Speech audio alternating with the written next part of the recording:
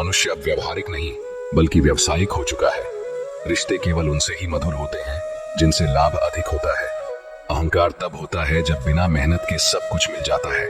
मेहनत से सुख पाने वाला व्यक्ति दूसरों की मेहनत का भी सम्मान करता है। जिंदगी में कभी किसी को कम मत समझो। पूरी दुनिया को डुबाने वाला समुद्र तेल की एक बूंद को नहीं डुबो सकता। बनावटी लोगों से संभल कर रहना। पहले रो रो कर आपके दुख दर्द पूछेंगे, फिर हंसकर जमाने वालों को बताएंगे। रिश्ते उन्हीं से रखें जो समय पर सहयोग और प्यार दिखाएं। यदि किसी का भला ना हो सके तो बुरा भी मत करो, क्योंकि दुनिया कमजोर है लेकिन उसे बनाने वाला नहीं। जीवन में धोखा खाना भी बहुत जरूरी है। चलना माँ बाप सिखा देते हैं, लेकिन संभलना खुद सीखना पड़ता है। मोह खत्म होते ही खोने का डर भी समाप्त हो जाता है। चाहे दौलत हो, वस्तु हो, रिश्ता हो या जिंदगी, हर किसी को बदलने की कोशिश मत करो। जो बुरे हैं उन्हें बुरा ही रहने दो, बस खुद को उनसे अलग कर लो। झूठ, धोखा और बहाने आपको कुछ पल की खुशी देंगे, लेकिन इसकी कीमत आपको भविष्य में चुकानी पड़ेगी। आजकल के रिश्तों के लिए सबसे खतरनाक वे लोग हैं जो अपनों के खिलाफ कानों में जहर घोलते हैं। बोलना तो 2 साल की उम्र में ही सीख जाते हैं, लेकिन बोलना क्या है यह सीखने में पूरा जीवन लग जाता है। उन्हें अपना समझने से क्या फायदा जिनके अंदर आपके लिए कोई अपनापन नहीं है। जरूरत होने पर मदद नहीं मिलती, लेकिन जब जरूरत नहीं होती तब मदद मांगी जाती है। दोस्त दौलत साथ नहीं जाएगी। आजकल रिश्ते सूरजमुखी के फूलों की तरह होते हैं, जिधर ज्यादा फायदा हो उधर ही घूम जाते हैं। तीर चुभने से भी ज्यादा दर्द होता है जब कोई करीबी इंसान चुभी बात कह देता है। अपना और पराया क्या है?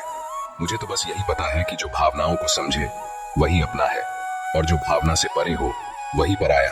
जो दूर होकर भी पास हो वही अपना है, और जो पास रहकर भी दूर हो वही पराया। जिंदगी में हमेशा उनसे दूर रहना चाहिए जो आप में वह कमी बताते हैं जो आप में है ही नहीं। अपनी गलती को ना मानना एक और गलती है। जो लोग अपनी गलती नहीं मानते वे आपको अपना कैसे मानेंगे?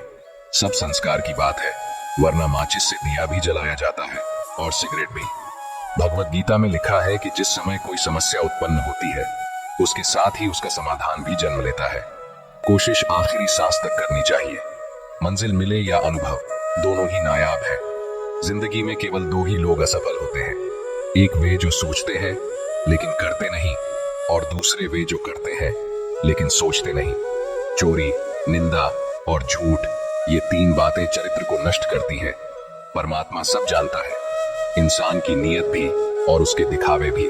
प्रार्थना और ध्यान इंसान के लिए अत्यंत आवश्यक है। प्रार्थना में भगवान आपकी बातें सुनते हैं, जबकि ध्यान में आप भगवान की बातें सुनते हैं। हमारे चारों ओर का आकाश और इसके बड़े दिखावे अक्सर इंसान को कर्ज में डुबो देते हैं। तानों की भट्टी में तपकर इंसान राख नहीं बल्कि सोना बनता है। मनुष्य के दुखों का मुख्य कारण उसका मोह है। जितना अधिक मोह करेगा उतना ही अधिक कष्ट भोगेगा। श्री कृष्ण कहते हैं, जो हुआ अच्छा हुआ, जो हो रहा है अच्छा हो रहा है, और जो होगा वह भी अच्छा ही होगा। तुम्हारा क्या गया जो तुम रो रहे हो? तुम क्या लाए थे जो तुमने खो दिया? तुमने क्या पैदा किया जो नष्ट हो गया है?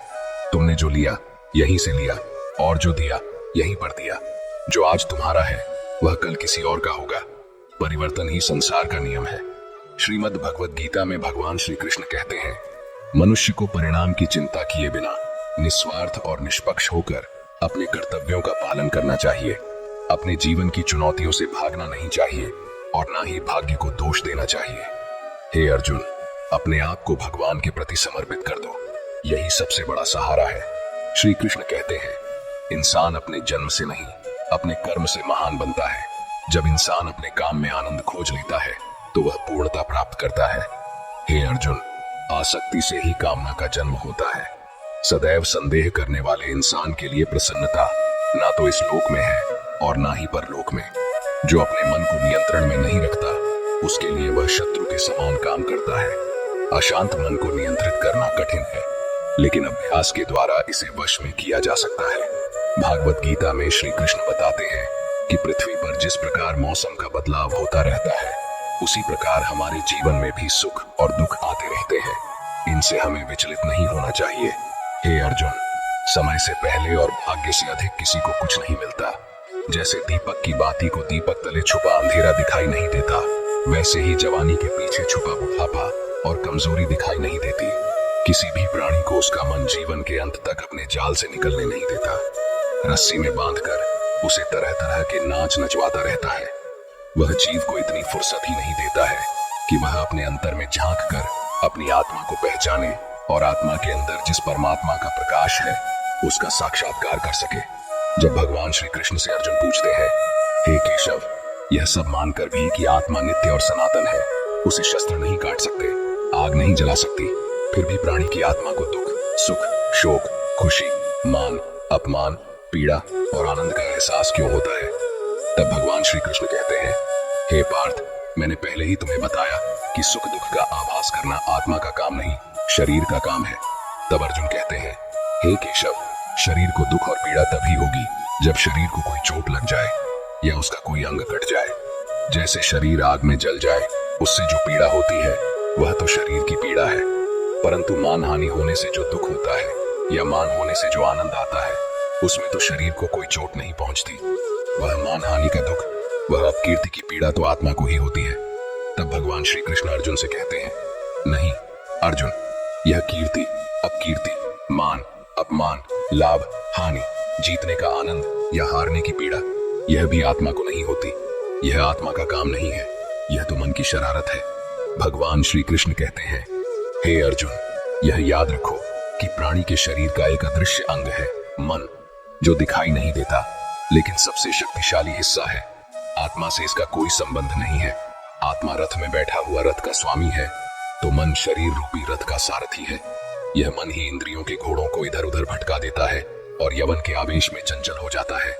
कभी यवन के आवेश में यही चंचल मन मनुष्य को इस भ्रम में डाल देता है कि वह सर्वशक्तिमान है, वह सब कुछ कर सकता है और वह यहाँ का राजा है जिसके आगे हर कोई झुक जाने को विवश है। जब शरीर के दीप में यवन शक्ति का घी लेकर समाप्त हो जाता है और दीपक तले अंधेरा छा जाता है, तो मनुष्य घबराकर चिल्लाने लगता है, मैं बीमार हूँ, मैं दुखी हूँ, मैं मर रहा हूँ, मुझे बचाओ। यह रोने का नाटक भी मन ही करता है। हे अर्जुन, मनुष्य को मैं के घमंड की मदिरा पिलाकर मदहोश करने वाला पाखंडी केवल मन है। उसके हाथों में मोह माया का जाल है जिसे वह मनुष्य की इच्छाओं पर डालता रहता है और उसे अपने वश में करता रहता है। यह मन शरीर से भी मोह करता है, अपनी खुशियों से भी मोह करता है और अपने दुखों से भी मोह करता है। खुशी में खुशियों से भरे गीत गाता है और दुख में दुख भरे गीत गुनगुनाता है। अपने दुखों में दूसरों को शामिल करके उसे खुशी मिलती है। हे पार्थ, प्राणी के लिए आवश्यक है कि वह अपने मन को काबू में कर करके अपने अंतर मन में झांक कर आत्मा को देखे, तभी उस आत्मा के अंदर उसे परमात्मा का प्रकाश स्पष्ट दिखाई देगा। जय श्री कृष्ण।